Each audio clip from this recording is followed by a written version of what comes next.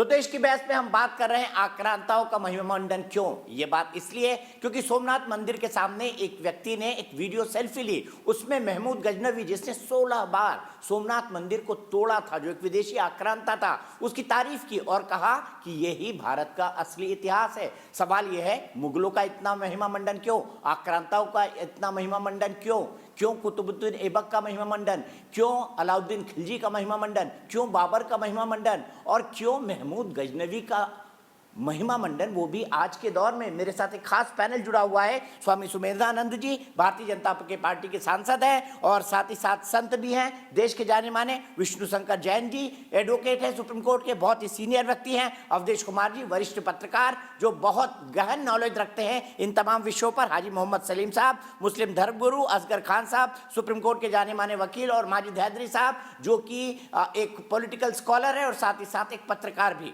अभी अभी माजिद हैदरी ने कहा था कि माननी कहिए महमूद गजनवी को, सम्माननी कहिए, तो अवधेश जी इस तरह से उससे तो अजमल अमीर कसाब और ओसामा बिन लादेन को भी जनाब कहा जाना चाहिए। माजिद हैदरी को बता दीजिए कि इसके बाद उनको जनाब ही कहा जाएगा इस चैनल पे माजिद हैदरी की तरफ से। दीपक जी, ऐसा है कि एक तो माजिद हैदरी जो कुछ बोलते हैं उसका जवाब नहीं दिया जाना चाहिए, लेकिन ये बता रही है कि ओसामा बिन लादेन की सोच किस ढंग से इस देश में, आप इस देश बिन लादेन ने 1998 में इंटरनेशनल इस्लामिक फ्रंट बनाया था। अरे सुन लो, मैं आपके पास आऊंगा अवधेश जी के बाद, अवधेश जी की बात सुन ले, पहले सुन लो माजिद हैदरी। उसके बाद 1998 में ओसामा बिन लादेन ने इंटरनेशनल इस्लामिक फ्रंट बना करके और अपना घोषणा पत्र जारी किया था। उसका लगभग 60% पार्ट जिहाद है उसको पढ़िए, उसमें क्या लिखा हुआ है जो ये बोल रहे हैं। वो लिखता है कि हमारे मुल्क में दूसरे देशों ने आकर के इसको जो है अनहोली कर दिया है, अपवित्र कर दिया है, इनको बाहर करना है हमको, और उसका जो अनहोली किया है इस्लाम के साथ, जो इन्होंने अनजस्टिस किया है, उसका उपाय है कि इनको खत्म करके और इस्लाम का इस्लामीकरण करना। और वो पूरा नक्शा बताता है, उसमें बताता है कि हमारे जिहाद का मतलब ये है कि दुनिया से धीरे धीरे इस्लाम का साम्राज्य स्थापित हो, कहीं भी दूसरे मूर्ति पूजा, क्या क्या लिखता है, मूर्ति पूजा नहीं हो, कहीं इस प्रकार की शिक्षा नहीं हो, इस प्रकार के उद्योग धंधे नहीं हो, वो सारा जिहाद का वो मुल्क कहता है। फिर वो बताता है कि हमारे जिहाद के कौन कौन महानायक है, उसमें गजनी को भी लाता है, उसमें गजनवी को भी लाता है, मोहम्मद बिन का सबकी चर्चा है उसमें इंटरनेशनल इस्लामिक फ्रंट के उस घोषणा पत्र में। तो माजिद हैदरी ऐसा पढ़ते हैं तो जो कुछ बोल रहे हैं, अलकायदा में को अमेरिका ने या बाकी ने मार के खत्म कर दिया हो, लेकिन अलकायदा का जो ये विचारधारा है मजहब कट्टरपंथी की, दूसरे से घृणा की, दुनिया में खून और विध्वंस के आधार पर इस्लाम को फैलाने की, वो विचार माजिद हैदरी जैसे लोगों के जेहन में जिंदा है। और वही मेरा विचार है कि अब इसका उपाय क्या हो सकता है, देखना पड़ेगा। इस्लाम का ही था देश में ये विचार। अरे भैया माजिद हैदरी, मैं सुन लीजिए माजिद हैदरी जी, मेरा सवाल भी सुन लीजिए, अवधेश जी का जवाब हो गया, मेरा सवाल भी सुन लीजिए। मेरा बड़ा दो टूक और सीधा सवाल है, की मुखालिफत करते हैं। असगर भाई ने बोला वो जिहादी हैं, इसका और आपके लिए गजनवी माननी है, तो इसका मतलब आपके आदर्श ओसामा बिन लादेन है। जिहादी हूं, फिर भारत की मिट्टी से कोई लेना देना नहीं आपका। मैं यहाँ पे एक गांधीवादी की तरह बात करता हूँ, मुझे किसी गोडसे को मारने वाले से कोई यहाँ पे भाषण नहीं चाहिए, और हम जिहादी आप सुन लीजिए एक बात। असगर भाई एक मिनट आपके पास आ रहा हूँ। यहाँ आरएसएस जैसी नफरत वाली विचारधारा नहीं थी, हिंदू मुसलमान में फसाद नहीं होते थे, मिल बांट के रहते थे, प्यार मोहब्बत से रहते थे। ये तो फिरंगियों ने आरएसएस प्यार मोहब्बत से देश में नहीं भैया, किस प्यार मोहब्बत से? किस लोगों ने, किन लोगों ने ट्रेन मार मार के भेजी थी पाकिस्तान से अमृतसर, बताइए ना। स्वतंत्रता संग्राम में किन लोगों ने, आजादी के बाद किन लोगों ने ट्रेनों में मार मार के लोगों को भर के भेजा था। माजिद हैदरी इसकी भी बात कर लीजिए, थोड़ा इसकी भी बात कर लीजिए। कहाँ ट्रेन थी, क्या बात कर रहे हैं? मजहब के नाम पर आपने अपना हिस्सा तो ले लिया था ना। खिलजी के जमाने में कौन सी ट्रेन थी? आप कौन सा इतिहास बता रहे हैं देश को? मैं तो 1947 की बात कर रहा हूँ भाई, मैं तो 1947 की बात कर रहा हूँ। आप कह रहे हैं ना तब कोई दंगा फसाद नहीं था, आप कह रहे हैं ना आरएसएस के पहले कोई दंगा फसाद नहीं था, तो आप बताइए ना बंगाल में इतना बड़ा दंगा क्यों हुआ था, नोआखाली के दंगे क्यों हुए थे, तब कौन सी आरएसएस जिंदा थी और तब कौन सी आरएसएस इतना बड़ी थी जो आपके लिए भूत बन जाए। अरे उस टाइम की वही बात तो करते हैं। बात है, तब आज का RSS हिसाब अंडर दीपक कवर थी, रोज वो अंडर चल कवर रहा है। RSS की आप आज का हिसाब जिन्होंने दीपक फसाद रोज करवाया था चल रहा है देश में। असगर भाई आप हर किसी के बीच में बोलते हैं। मैं आपसे सवाल लेता हूं तब आप चुप हो जाते हैं। सिर्फ आपको सिर्फ ज्ञान नहीं है। सिर्फ साहिब माजिद हैदरी को ऑडियो जाएगा। नहीं, देखिए 1905 में लॉर्ड कर्जन ने किया पार्टीशन ऑफ बंगाल। वजह क्या थी कि एक आरएसएस की विचारधारा देश में ला रहे थे फिरंगी, उसी विचारधारा की वजह से प्रॉब्लम हुई। आप मुझे बताइए आरएसएस जैसी कट्टरपंथी विचारधारा इस देश में कब थी फिरंगियों से पहले?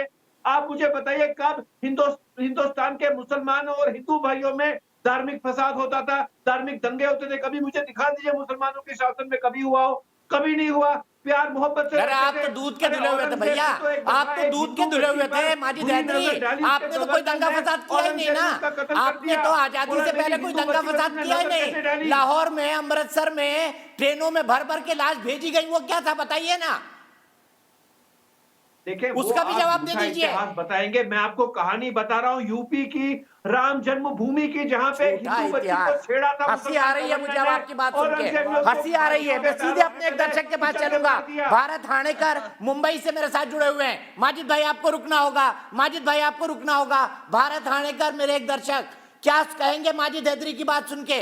क्या अब हमको जनाब कहना शुरू कर देना चाहिए ओसामा बिन लादेन को, क्योंकि महमूद गजनवी तो माननी है? मोहम्मद गजनवी है कौन? ये कौन सा इतिहास है जो हमें पढ़ाया जाता है? हम हिंदू राष्ट्र से रहते हैं, हम हिंदू तो हमें भी भाईचारा चाहिए, लेकिन ये मुसलमान अपनी ये करेंगे तो कैसा चलेगा? यहाँ पर तो भारत देश है, हिंदुस्तान है। कौन है गजनवी? कहाँ से आए? कहाँ कौन सा इन्होंने ये यहाँ पर कोई झंडा गाड़ा है जो इनकी तारीफ हम करते बैठेंगे? हमें तो हिंदुस्तान प्यारा है, हम सब भाईचारे से रहना अफगानिस्तान से तो चाहते हैं। आया भारत भाई और 16 बार सोमनाथ मंदिर को लूटा, जिसको कुछ लोग आज महिमा मंडित करने की कोशिश कर रहे हैं। सीधे स्वामी जी के पास चलता हूं। स्वामी सुमेधानंद जी, मुझे ये बताइए कि आरएसएस से इनको इतनी चिढ़ क्यों है? हर चीज का कारण आरएसएस है। अपने गिरेबा में नहीं झाकेंगे, हर चीज का कारण आरएसएस। दीपक जी मैं इनसे पूछना चाहता हूं, ये कहते हैं कि आरएसएस से पहले यहाँ पर दंगे नहीं होते थे। वीरबंदा बैरागी को उनके सैनिकों के साथ मौत के घाट उतारा, उसमें आरएसएस था। गुरु गोविंद सिंह के 4 बच्चों को बलिदान किया, उसमें आरएसएस था। शीशगंज गुरुद्वारा में शीश उतार लिया, उसमें आरएसएस था।